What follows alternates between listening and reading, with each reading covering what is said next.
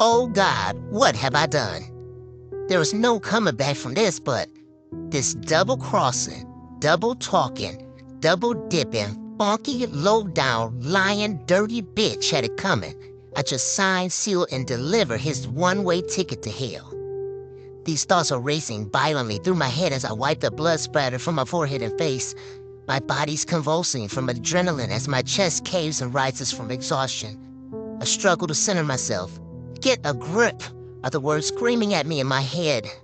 I take 3 deep breaths to gain control and find myself laughing of pure satisfaction as I stand over your soon-to-be corpse, watching your life slip away.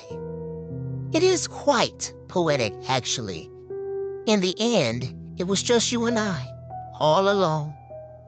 You chose this moment. I'm quite sure it is in your life contract. I'm just playing my part. In this case, I became the devil you know. You never saw it coming. In the end, this rabbit got the gun, but a gunshot would have been too merciful for you. You needed to feel this. I wish I could get the answer of how it feels to be powerless. What it's like having your life slowly slip away while wanting to scream but can't. What is the magnitude of such terror? I proceed to spit on his ass and say, "Tell your God I said hello." Now you're probably wondering what the hell happened. Let me explain.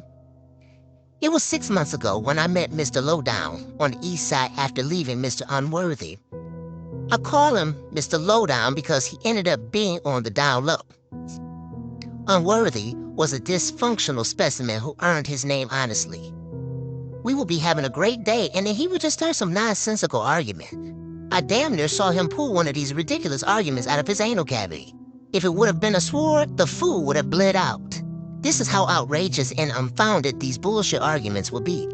This particular day, he thought he had hoodwinked me, but little did he know, very soon, he was going to be bamboozled from the Houdini disappearing act I was about to pull on his ass.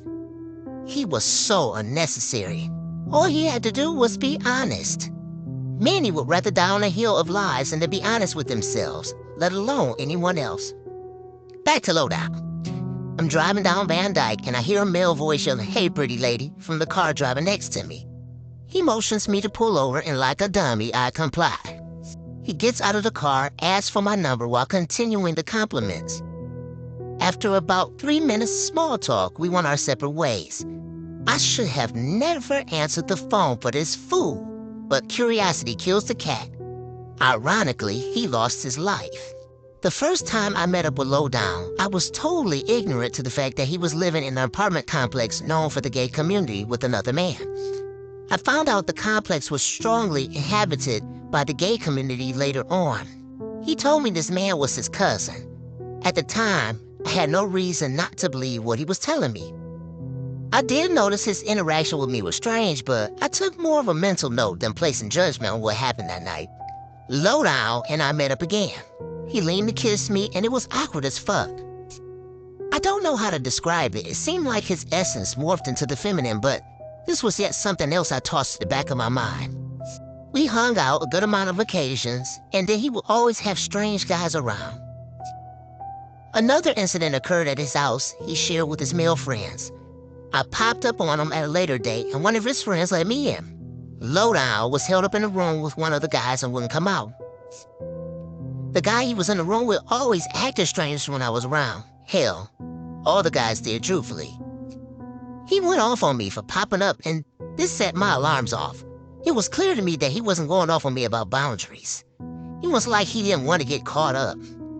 Now, this same fool used to always say to me in his girly voice, "My hair is longer than yours." What heterosexual man does that? One night after fooling around, I noticed he had a lot of Victoria's Secret shit in his room. He gets up and walks away, covering his ass, asking me not to look at it.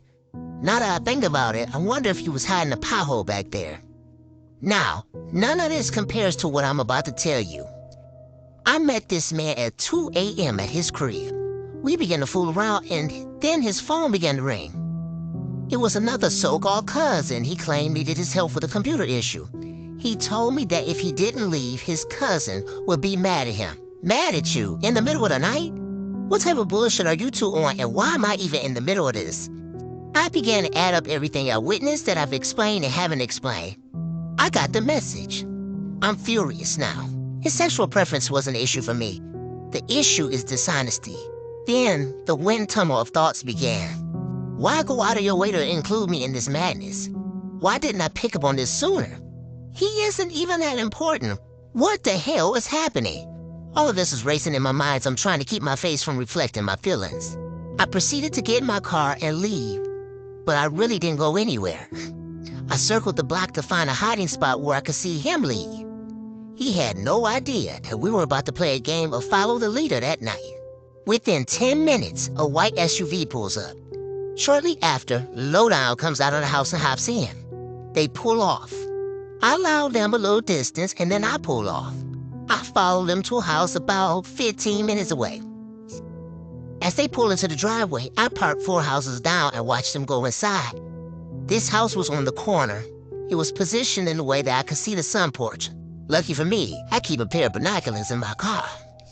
After about 10 minutes of waiting, Lowdown and his so-called cousin comes and sits on the sun porch. Neither one of these motherfuckers even had so much as a laptop with them. They begin to have a mild conversation. The cousin begins to undo Lowdown's pants and proceeds to put his hand to work. Needless to say, Mr. Down Low is enjoying every bit of his genital and shaft massage and looking forward to the happy ending. Now, the non-related son of a bitch switches from giving a hand massage to an oral massage, and I simultaneously become sick to my stomach. I gathered myself, backed up into the driveway nearby, and pulled off going in the opposite direction. My mind had switched into revenge, and just like my car, it raced all the way home. It was that night that the devil paid me a visit, asking if I wanted assistance with this travesty. I accepted the offer. I would willingly open up my energy field and allow such an entity to enter to get this job done. Only one that holds vibrations lower than the gutter will execute this task perfectly. According to my watch, this fool's time was up. The master energy of calamity and darkness will be needed. A couple of weeks passed by before Down Low calls me, giving me enough time to premeditate his demise. He apologized for our last time together and wanted to make it up to me. He invited me to a lake house by the water for the weekend, and I agreed to meet him. This was perfect. Friday night comes, and I drive up to the cabin. I show up with my hair flowing, red lipstick, red heels, a trench coat covering up red lingerie, and an overnight bag. This two-timing son of a bitch meets me at the door. I flash him a warm smile, and he's none the wiser. Down Low leads me to this well-thought-out picnic set up in the yard by a lit fire pit. I thought to myself, not bad for a deceitful, funky bitch. Too bad tonight will be your last. We sat and began to talk and chuckle as we drank wine. I allowed an hour to go by so that he could get comfortable. He excused himself to go to the bathroom. I came with a couple of bottles of wine to contribute, so I stopped him and asked him to go grab a bottle opener from the kitchen while he was in there. I needed time and opportunity to slip these pills into his drink. He came back outside and sat down. We began drinking and talking again. I had been pacing myself this whole time and made sure I had food on my stomach before I arrived. I couldn't risk becoming too intoxicated. I needed to be on my A game. As we were talking, I noticed he began to become a little woozy. I began to take off my trench coat and slide closer to him. I placed the knife under the blanket earlier while he was in the house so it would be ready for when I needed it. It was at this moment the entity of calamity and distorted darkness arrived in a timely manner, tapping me on my shoulder, asking me my permission to take over. I gave my permission and let it take the driver's seat of my soul. I climbed on top of Lowdown, Down Low, as if to straddle him and begin to gently kiss his neck. I'm chuckling on the inside because this wine and pills have him gone. As I hold on to him with my left arm, I use my right hand to grab the knife. I continued to kiss all over his neck and chest, and then I plunged the knife through the right side of his rib cage, igniting my rage. He lets out a garbled scream and falls on his back, doomed to being heavily intoxicated.